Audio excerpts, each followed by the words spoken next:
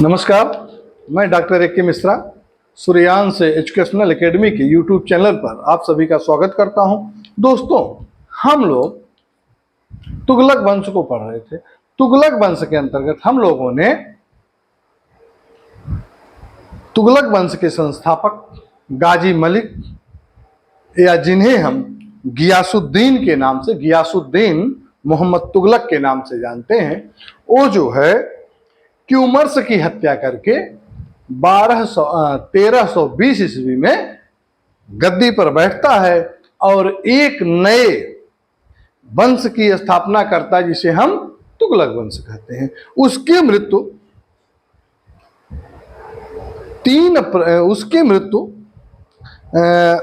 1325 ईस्वी में हो जाती है और तत्पश्चात उसका ज्येष्ठ पुत्र मोहम्मद बिन तुगलक दिल्ली के गद्दी पर बैठता है।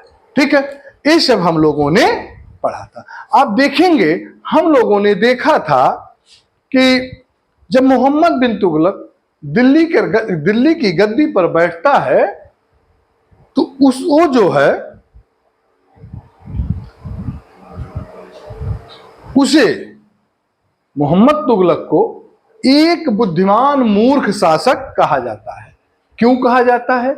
उसका 5 कारण था।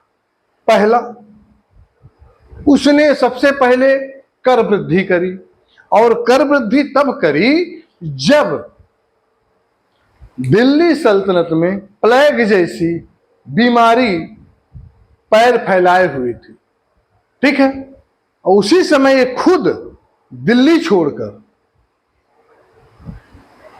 छोड़कर मथुरा के पास एक स्थान है जहां पर रहने के लिए विवश होता है, और उसी समय कर बढ़ा देता है। तो उसकी यह भी योजना क्या होती है? पहली योजना यह विफल हो जाती है। दूसरा क्या करता है? तो राजधानी परिवर्तन करता है। राजधानी परिवर्तन में क्या करता है कि दिल्ली से उसकी अपनी राजधानी दौलताबाद देवगिरी को दौलताबाद के नाम से जाना जाता था। तो वह अपनी राजधानी कहां करता है? दौलताबाद करता है। और इसमें भी उसे सफलता नहीं मिलती। वो सोचता था कि मैं वहां रहकर पूरा दक्षिण भारत को और उत्तर भारत को कंट्रोल कर लूंगा, लेकिन ऐसा नहीं होता है। उसकी यह भी योजना क्या होती है? विफल होती है। इसके बाद ये क्या करता है? सांकेतिक सिक्का चलाता है, जिसमें क्या होता है, किसके राज्य में डुप्लीकेसी, उस सिक्के की, सांकेतिक सिक्के की जो तांबे का था, क्या हुआ, उसकी डुप्लीकेसी होने लगती है। और डुप्लीकेसी को बंद करने के लिए क्या करता है, वो सब सिक्कों को अपने यहाँ रखवा के चांदी के सिक्कों को बाजार में दे देता है, और जिससे कि इसका जो खजाना था रिक्त होने लगता है। उसकी ये भी योजना विफल जाती है। इसके बाद ये क्या करता है? इसके बाद इसका एक खुरासान अभियान चलता है। वो भी योजना इसकी क्या होती है? इसकी विफल होती है। ठीक है, आप देखेंगे कि खुरासान जो अभियान इसका चलता है, इसके अंदर क्या हुआ कि सोच रहा था कि मध्य एशिया में स्थित खुरासान जो राज उत्पन्न व्यवस्था का लाभ उठाकर क्या करें, वहां हम कब्जा कर लें। लेकिन आप देखेंगे कि इसके लिए उसने अतिरिक्त सेना का गठन तो कर लिया, 1 वर्ष का वेतन पेशगी में दे दिया, मतलब एडवांस दे दिया, परंतु खुरासान में व्यवस्था कायम हो जाने के कारण सुल्तान की यह योजना भी क्या होती है? विफल हो जाती है। ठीक है, फिर इसके बाद इसका कराची अभियान चलता है। कराची अभियान में भी इसको जो है भारी जन व धन की हानि उठानी पड़ती है। ठीक है, इसकी यह भी योजना विफल जाता है। इसीलिए मैंने बताया था कि एडवर्ड थॉमस ने इसे सिक्का बनाने वाला सुल्तान या धनवानों का युवराज। ठीक है, और एक चीज और आप ध्यान दीजिएगा, परीक्षा में पूछा जाता है कि दिल्ली सल्तनत का ऐसा कौन सा शासक है जिसे मुद्रा शास्त्री कहा जाता है? दिल्ली सल्तनत में ऐसा कौन सा शासक है जिसे हम क्या मुद्रा शास्त्री कहते हैं? तो कौन है? मोहम्मद बिन तुगलक। और आप देखेंगे कि राजमुंद्री एक अभिलेख है। राजमुंद्री अभिलेख में इसे क्या कहा जाए? इसे दुनिया का खान कहा गया या विश्व का खान कहा गया। ठीक है, आप देखेंगे कि इसके अंतिम समय में मतलब कि 49 में लगभग संपूर्ण दक्षिण भारत जो है स्वतंत्र हो गया था। विजयनगर, बहमनी, अभी से मैंने बताया था कि विजयनगर किस साम्राज्य के रूप में? हिंदू राज्य के रूप में और बहमनी मुस्लिम राज्य के रूप में मुद्राई स्वतंत्र राज्यों की स्थापना हो जाती है। ठीक है, अब देखेंगे कि मैं बताया था कि 1334 ईस्वी में मोरक्को का प्रसिद्ध यात्री मोरक्को अफ्रीका में अफ्रीकी यात्री या मोरक्को का प्रसिद्ध यात्री इब्न बतूता भारत आता है और दिल्ली के काजी पर 6 वर्षों तक रहता है। ठीक है, उसने जो है भारतीय समकालीन इतिहास पर आधारित एक पुस्तक लिखी थी, क्या? सफरनामा, या उसी को रेहला कहा गया है। ध्यान दीजिएगा, बहुत बार परीक्षा में पूछा गया, सफरनामा या रेहला। सफरनामा को ही रेहला कहा गया। अब देखेंगे इसके बाद 1351 ईस्वी में मोहम्मद बिन तुगलक की मृत्यु हो जाती है और उसके बाद इसका चचेरा भाई फिरोज शाह तुगलक दिल्ली की गद्दी पर बैठता है। ठीक है, तो सबसे पहले आज हम फिरोज शाह तुगलक को हम नेक्स्ट वीडियो में देखेंगे। आज हम देखेंगे अमीर खुसरो को। हम अमीर खुसरो के बारे में पहले पढ़ेंगे। अमीर खुसरो,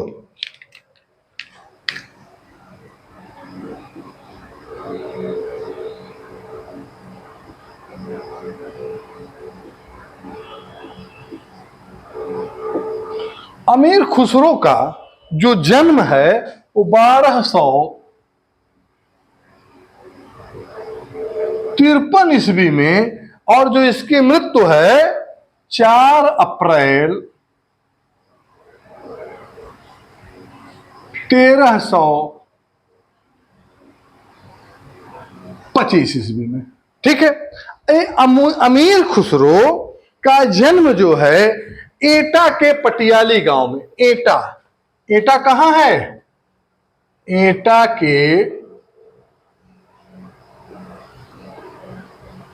पटियाली गांव में। एटा उत्तर प्रदेश में है। एटा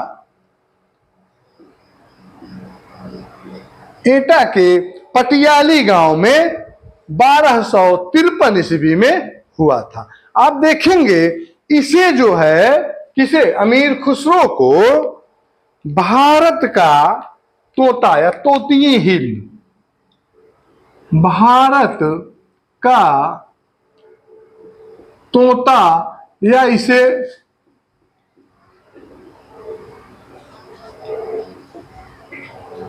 तोतीय हिंद जो है, भारत का तोता या तोतीय हिंद, या कहीं कहीं लिखा गया है तूती ए हिंद, ठीक है, की जो है उपाधि दी गई, या इसे इसी नाम से भारत का तोता की उपाधि से दी गई थी। अब देखेंगे कि अमीर खुसरो फारसी कविता का भारतीकरण जो है प्रारंभ किया था। कौन? फारसी कविता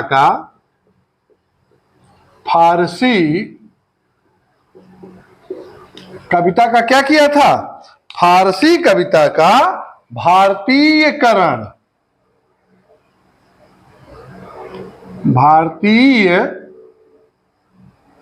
कौन किया था? अमीर खुसरो। ध्यान दीजिएगा, बहुत बार, बहुत इंपॉर्टेंट है, यहां से बहुत क्वेश्चन पूछा जाता है, इसीलिए मैंने इसको अलग से अमीर खुसरो पर एक वीडियो बनाने की सोची थी। ठीक है, अब आप देखेंगे कि अमीर खुसरो फारसी की एक नई शैली, कौन सी शैली? एक नई शैली, भारतीय शैली, एक नई शैली जिसे हम क्या कहते हैं? भारतीय, या कहीं कहीं आप देखेंगे भारतीय शैली। ठीक है, भारतीय शैली जिसे सबक ए हिंद, जिसे सबक ए हिंद।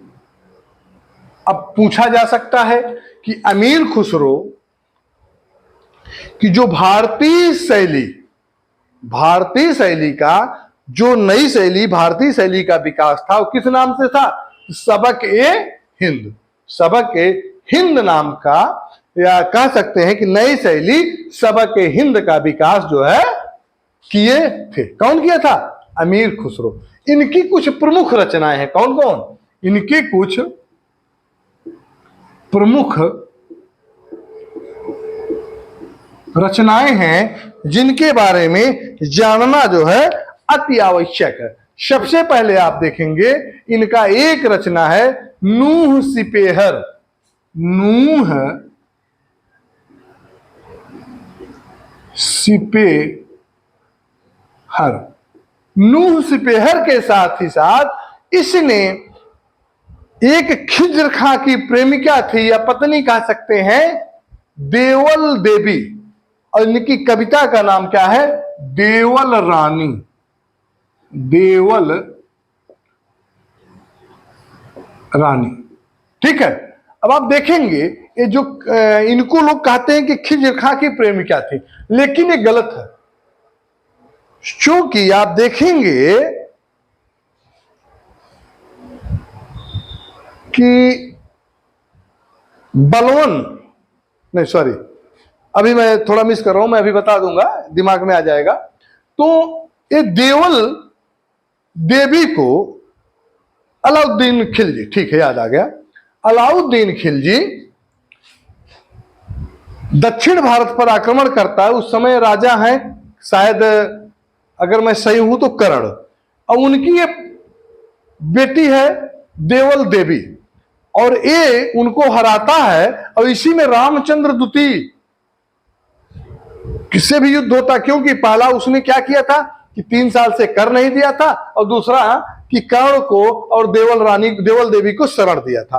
तो उस पर विजय प्राप्त करता है और देवल देवी को दिल्ली भेजता है। कौन? मलिक काफूर। मलिक काफूर देवल देवी को दिल्ली भेजता है, और वहां जो है राजकुमार खिज्र खां से जो है देवल देवी की शादी कर दी जाती है, ठीक है।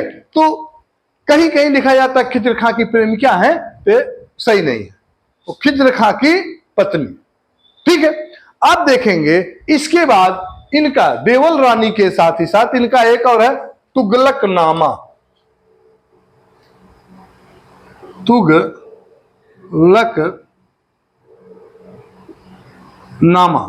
तुगलकनामा के साथ ही साथ तारीख ए अलाई।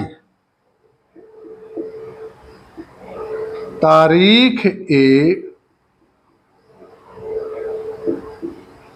अलाई, इसमें जो है आप देखेंगे कि इसमें अलाउद्दीन के विजय का उल्लेख है।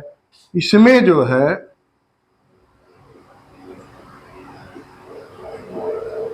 अलाउद्दीन के विजय का उल्लेख है, ठीक है। फिर आप देखेंगे उसने अपनी मसनवी ग्रंथ, कौन? उसका मसनवी ग्रंथ कौन है? उसका मसनवी ग्रंथ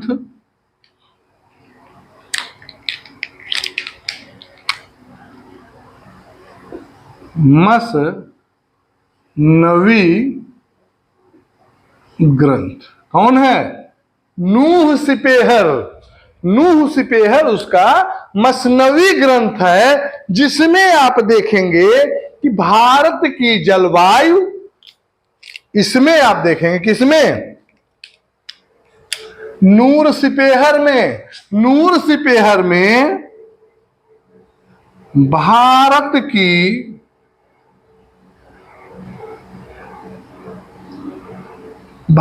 की जलवायु व पुष्पों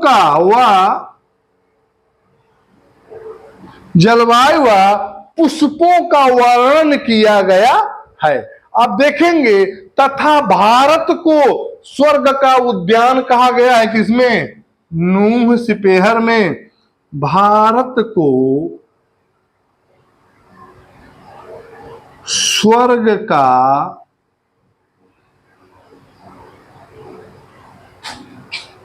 उद्यान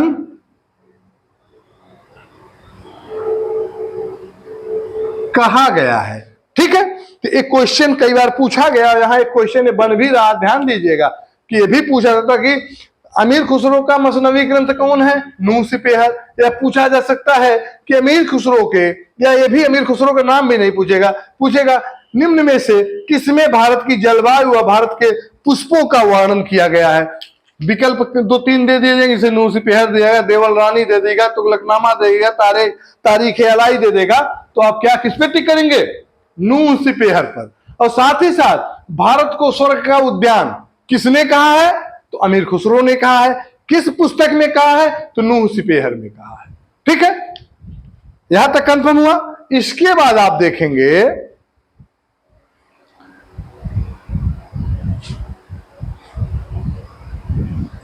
इसके बाद हम लोग देखते हैं नूह सिपहर सबसे इंपॉर्टेंट है, इसको आप लोग एकदम रटे रहिएगा, और भारत का तोता तोती है। इसके बाद आप देखेंगे कि अमीर खुसरो दिल्ली सल्तनत के सर्वश्रेष्ठ क्या थे? संगीतज्ञ थे। दिल्ली सल्तनत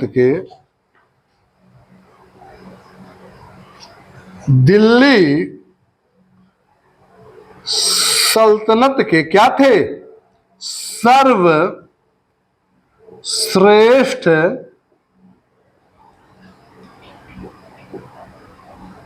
सर्वश्रेष्ठ संगीतज्ञ कौन था?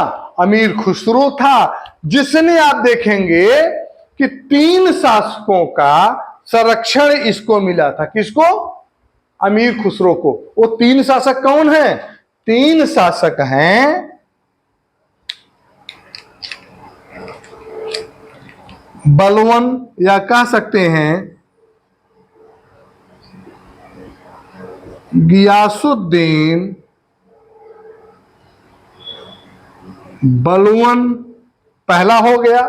दूसरा आप देखेंगे कौन? गियासुद्दीन तुगलक से पहले अलाउद्दीन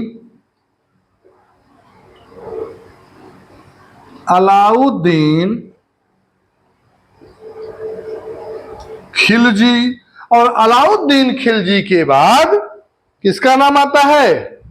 वो तुगलक वंश का शासक है या संस्थापक है, गियासुद्दीन तुगलक। गियासुद्दीन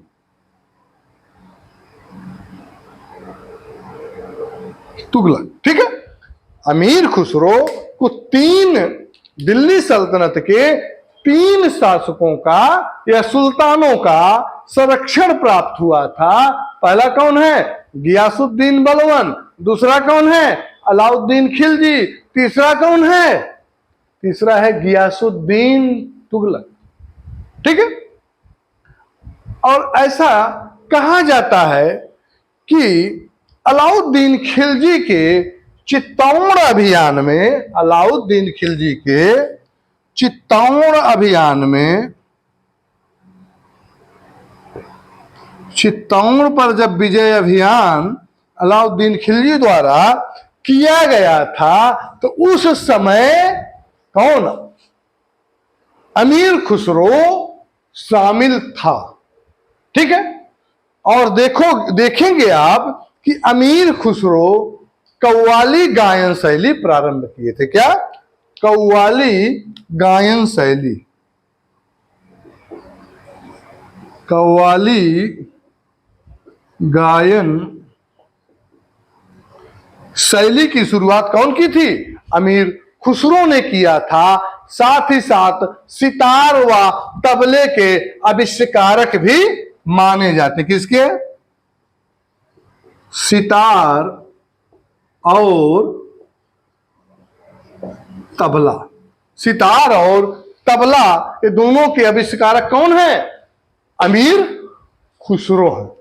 ठीक है, आप देखेंगे कि अमीर खुसरो जो 1253 से 1325 ईस्वी में 1253 ईस्वी में क्या इसका जन्म हुआ था, 1325 ईस्वी में इसकी मृत्यु होती है। यह जो है कवि, इतिहासकार के साथ साथ भारत के सबसे बड़े फारसी भाषा के कवियों में से एक थे।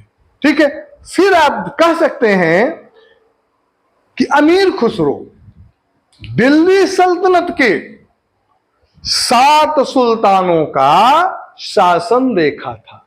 वैसे तो हम अगर सही सही देखेंगे तो 9-10 सुल्तानों का शासन देखा था, लेकिन 7 जिन्होंने कुछ वर्ष तक शासन किया था उनकी बात हम कर रहे हैं। नहीं तो इसे शमसुद्दीन, अलाउद्दीन खिलजी के बाद शमसुद्दीन उमर आता है, इन तमाम लोग मिला जाए तो 9-10 हो जाए, लेकिन जो 7 है मुख्य उनको आप जानिए। बलवन, गियासुद्दीन बलवन, बलवन के बाद कैकुबाद, कैकुबाद के बाद क्यूमर्स, या आप कह सकते हैं शमसुद्दीन, फिर जलालुद्दीन खिलजी, फिर अलाउद्दीन खिलजी, ठीक है, फिर मुबारक शाह खिलजी, फिर गयासुद्दीन तुगलक। ये 7 मुख्य हैं जिनका शासनकाल जो है अमीर खुसरो ने देखा था, ठीक है। फिर आप देखेंगे कि अमीर खुसरो अलाउद्दीन जब राजस्व संबंधी सिद्धांत तय किए थे, अलाउद्दीन जब राजस्व संबंधी सिद्धांत तय करा था तो उसमें भी अमीर खुसरो ने अलाउद्दीन खिलजी की सहायता करी थी, ठीक है। आप देखेंगे अमीर खुसरो ने अलाउद्दीन खिलजी को क्या कहा था? अलाउद्दीन खिलजी को पहला तो विश्व का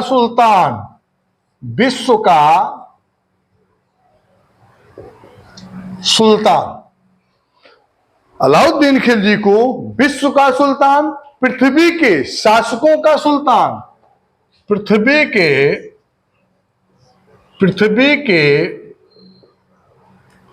शासकों का सुल्तान, ठीक है, पृथ्वी के शासकों का सुल्तान, साथ ही साथ युग विजेता, क्या युग विजेता के साथ साथ क्या एक सबसे बड़ा क्या था? जनता का चरवाहा, जनता का चरवाहा। अब आप देखेंगे यहां से 2 क्वेश्चन बहुत इंपॉर्टेंट है। क्या है? दिल्ली सल्तनत के किस सुल्तान को अमीर खुसरो ने युग विजेता कहा था? या पूछा जा सकता है कि दिल्ली सल्तनत के किस सुल्तान को जनता का चरवाहा कहा जाता है? ठीक है, तो दोनों क्वेश्चन कौन है? ये दोनों जो है अलाउद्दीन खिलजी। लेकिन यह भी पूछा जा सकता है कि पृथ्वी के शासकों का सुल्तान, ये भी अलाउद्दीन खिलजी, विश्व का सुल्तान, ये भी अलाउद्दीन खिलजी, विश्व का खान खिज्र खान, मोहम्मद बिन तुगलक, ठीक है, ये आप कंफर्म रहिएगा। फिर आप देखेंगे कि ये जो अमीर खुसरो है, ये प्रसिद्ध सूफी संत, कौन? प्रसिद्ध सूफी संत निजामुद्दीन औलिया के शिष्य हैं, ठीक है। निजामुद्दीन औलिया ने अमीर खुसरो को एक और उपाधि दी थी। क्या दी थी? तुर्कुल्लाह। एक उपाधि जो है अमीर खुसरो की है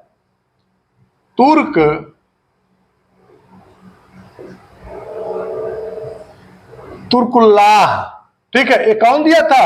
ये औलिया ने दिया था। यह उपाधि जो है किसने दी थी? तुर्कुल्लाह की उपाधि किसने दी थी? तो निजामुद्दीन, प्रसिद्ध सूफी संत निजामुद्दीन औलिया ने अमीर खुसरो को तुर्कुल्लाह की उपाधि दी थी। और आप देखेंगे कि गुरु और शिष्य का ऐसा प्रेम था कि 3 अप्रैल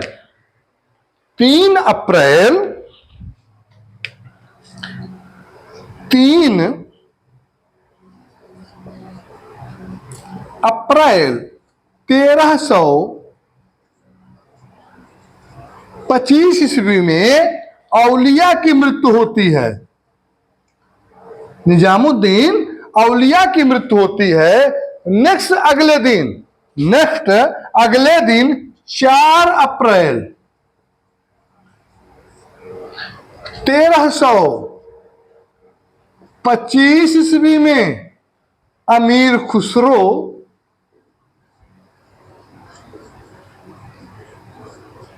की मृत्यु हो जाती है। ठीक है, आज बस इतना ही।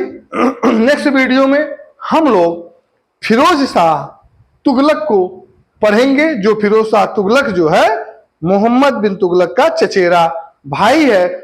उसका जो शासनकाल है 1351 ईस्वी से 1388 ईस्वी तक है। क्योंकि इसको मैं अलग से इसलिए पढ़ाऊंगा क्योंकि मोहम्मद बिन तुगलक के साथ ही साथ फिरोज शाह तुगलक बहुत इंपॉर्टेंट चैप्टर है दिल्ली सल्तनत का, यहां से क्वेश्चन पूछे जाते हैं। लेकिन जो मैंने आज अमीर खुसरो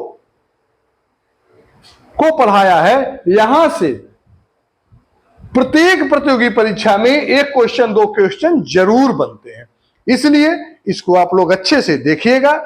बस आज इतना ही। बस आप लोगों से निवेदन है कि मेरे इस वीडियो को अधिक से अधिक शेयर करिए, सब्सक्राइब करिए, लाइक करिए, लोगों तक इस कंटेंट को पहुंचाइए, जिससे कि आने वाले प्रतियोगी परीक्षाओं में मेरे इस वीडियो के माध्यम से प्रतियोगी छात्र लाभान्वित हो सकें। इन्हीं शब्दों के साथ नमस्कार।